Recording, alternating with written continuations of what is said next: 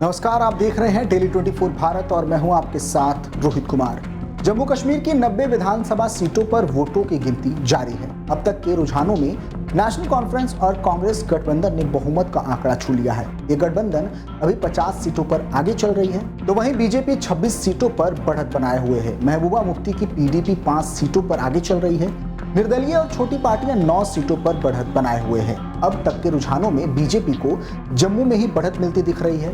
Jammu reason की 43 सीटों में से बीजेपी 26 पर आगे चल रही है, जबकि कश्मीर घाटी में बीजेपी एक भी सीट पर आगे नहीं चल रही है। 2014 के विधानसभा चुनाव में भी बीजेपी ने अपनी सभी 25 सीटें जम्मू में ही जीती थी। कश्मीर में उसे एक भी सीट नहीं मिल पाई थी।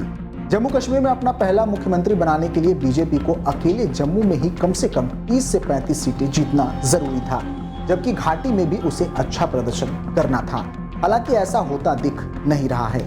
ऐसे में सवाल उठता है कि अनुच्छेद 370 हटने के फैसले और नया कश्मीर का वादा करने वाली बीजेपी को चुनावी फायदा क्यों नहीं मिला।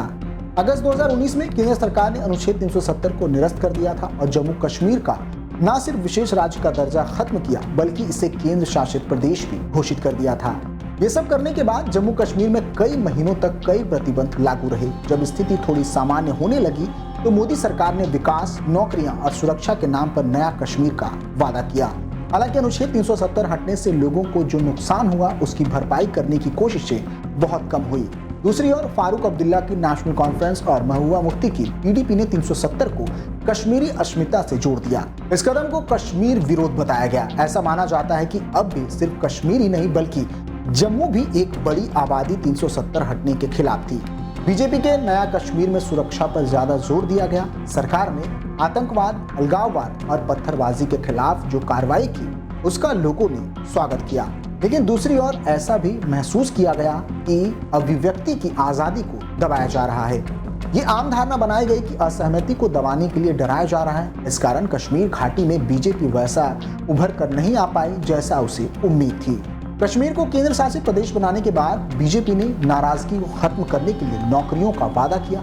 ये भी वादा किया गया कि सरकार कश्मीर में निवेश लेकर आएगी, जिससे नौकरियां पैदा होंगी। हालांकि इन वादों पर इतना काम नहीं हुआ, जिसने जनता में नाराजगी बढ़ाई। चुनावी फायदे के लिए बीजेपी ने अल्ताफ बुखारी की अपनी पार्टी और सज्जाद लोन की पीपुल्स कॉन्फ्रेंस जैसी पार्टियों के साथ गठबंधन कर नेशनल कॉन्फ्रेंस और पीडीपी का दबदबा कम करने की कोशिश भी की।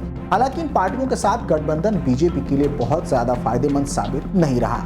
जम्मू कश्मीर में आखिरी बार 2014 में विधानसभा चुनाव हुए थे। यहाँ की 87 सीटों में से पीडीपी ने 28, बीजेपी ने 25, नेशनल कॉन्फ्रेंस ने 15 और कांग्रेस ने 12 सीटें जीती थी। बीजेपी और पीडीपी ने मिलकर सरकार बनाई और मुफ्ती मोहम्मद सईद मुख्यमंत्री बने। जनवरी 2016 में मुफ्ती मोहम्मद सईद का निधन हो गया। करीब 4 महीने तक राज्यपाल शासन लागू रहा।